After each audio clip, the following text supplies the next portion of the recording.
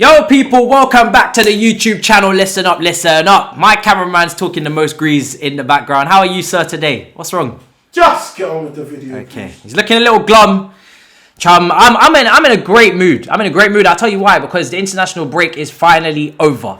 No longer must I suffer through Southgate's tactics. I can now enjoy the mighty Chels. Win, lose or draw, I will be gracious and appreciative of this moment forevermore. Chelsea versus Newcastle preview. If you're a Chelsea fan and you've been following us for, a decent amount of time, you won't be going into this fixture with any confidence. It's literally St. James's Park. It is the kryptonite.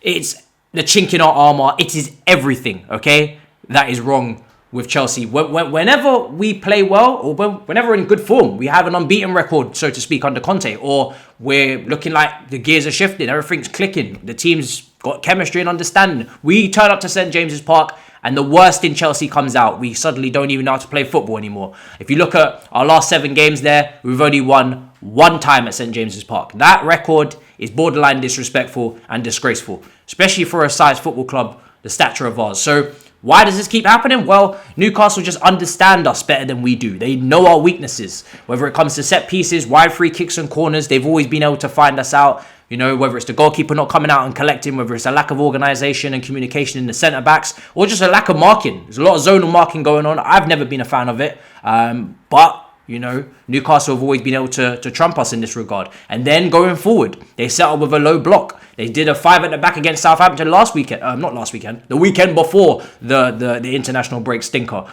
They lost 2-0, but they like their low blocks. They like to set up to counter. That's the Rafa Benitez coming out of them. They like to nullify first and then attack second. And we've never been able to really defeat low blocks in recent years. But what do we have now? We have Mendy and we have Hakim Ziyech. These two things combined should be the reason why Chelsea do not decline. Yeah? This is the reason why there should be no issue this weekend. But I'm still not confident. But I've given you a couple of reasons to be hopeful.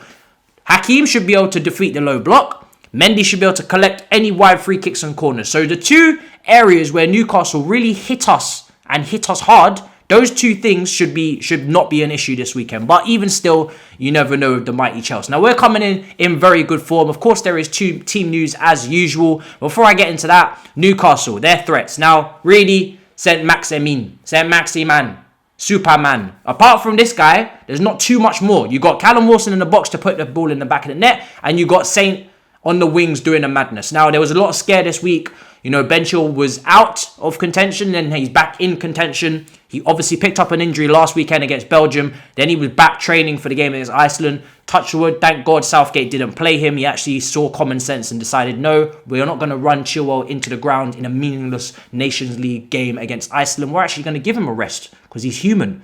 Same can't be said for Mason Mount, who played all 3 games, but Chilwell is back in contention. Hopefully he's playing, because that little 2-day window where we didn't know if he was going to start or not, or be in contention, is a scary time for us Chelsea fans, Now, for me, it would be Azpilicueta, just because he brings that security and safety to the back line. I know what I'm going to get with him. He's consistent. He's going to defend well, and especially against Saint-Maximin or the Superman, like I said. He's dynamic, he's quick, he's fast, he's pacey, he's skillful, and he's a bag of tricks. 1 minute he's going to drop a 2 out of 10, but then he could drop a 7 out or 9 out of 10 against us. So Azpilicueta for me just brings that security and safety. And with Emerson, lapse of concentration at times. He's had a good international break with Italy, but you never know what you're going to get with Emerson. You never know if he's going to be sleeping on the back post of a whipped free kick or whatnot. And Alonso, people talk about Alonso and they make a case for him in this game, because I don't think he's ever lost against Newcastle. He's ever scored against them as well. But not the fastest. He's more of a wing back. I keep saying this. And if you're going to put Saint-Maximin on the right, which Newcastle may choose to do, and target someone like Alonso, he's gonna burn him for pace. He's gonna burn him every single time. So for me, I'm not trying to see that. So I'd go with Azpilicueta. But hopefully Chilwell is just fit, so we can keep that balance, keep the width, and get the crosses into the box, because it's going to be a low block. We're going to need the width to bypass that. Now, for me, let's get into my starting team. What would I go with? I would go with Mendy in goal. That should go without saying. The man has been brilliant since he came to the club. He's just assured, calm, and communicating as he should be in the back line. Reece James stays on the right as well. He's established a really good chemistry with Hakim Ziyech on the right. He's overlapping. Ziyech is dropping into the pocket, and as we saw against Sheffield United, Kovacic played right centre mid, and he made those third man overlapping runs in the channels One moment he got an assist, and other moments he wasn't actually getting the ball at all. He was just making the run, a fake run I would call it, just to create the space in the pocket for Hakim to come and dip in and make his cross-field ball to the left winger, or the left back in Chilwell's case for the goal. So we need that from Kova, and it's good to see Frank Lampard instructing Kova to do the job that he wants the RCM to do in that 4-3-3, instead of Kovacic probably naturally coming back into a double pivot, having more dribbles completed, slotting it alongside Kante, but then changing the whole shape and dynamic of the whole team. So that's not what we want, especially trying to defeat a low block. We're going to need more of those fake runs. So I'd keep Reece James at right back for that chemistry. I'd have Zuma partnering Tomori at centre back. Now for me, Tomori has just gone off the grid. You know, missing person flyers should potentially be going out for this man. He's just been... For me, it's disrespectful almost. It's a little bit of it's a discombobulation as to why this brother is not in the team. It doesn't make no sense. That word that I said, it didn't even make no sense. That's how it feels about Tomori. He's just been hang out to dry almost. Like we had a great chemistry with Zuma at the start of last season, and we've never seen him again. It's like he's gone missing. Now, you know Rudiger's going to probably start in that team. Just for the sheer fact of replacing experience for Thiago Silva, who's out. But for me, personally, I would be playing Tomori next to Zuma. And then at left back, like I said, hopefully Chilwell is back fit and ready to go.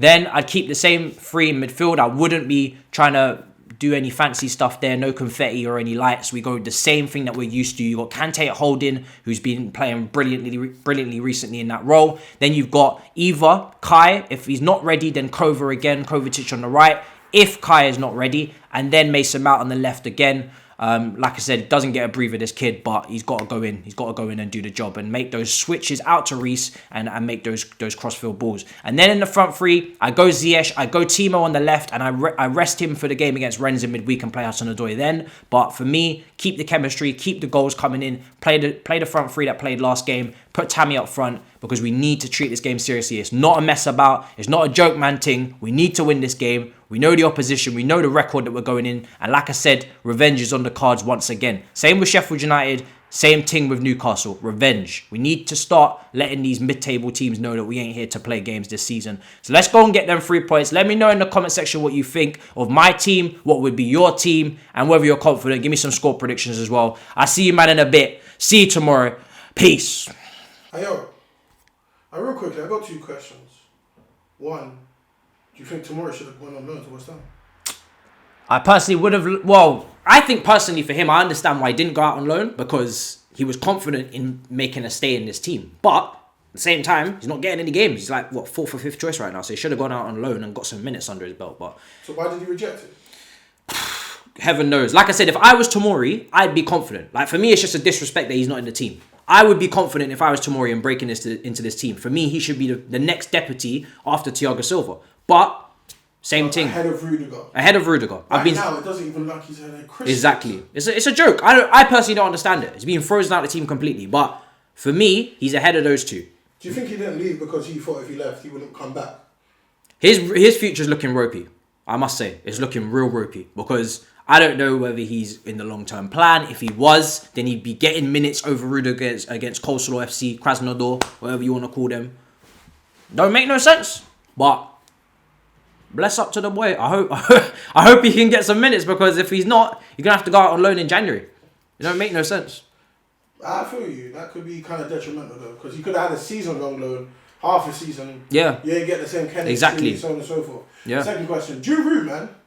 Giroud is on form, like, yeah. Why does he not play more? He's on form for France. Now the difference is with Giroud is at least Tammy is performing, and Tammy has got the market value on his side. He's got the longevity on his side as well. Like, Tammy is the future of Chelsea, whereas Giroud is only on 1-year payment plans at this point. Do you know what I mean? He's like a phone contract. Well, I can't win it though.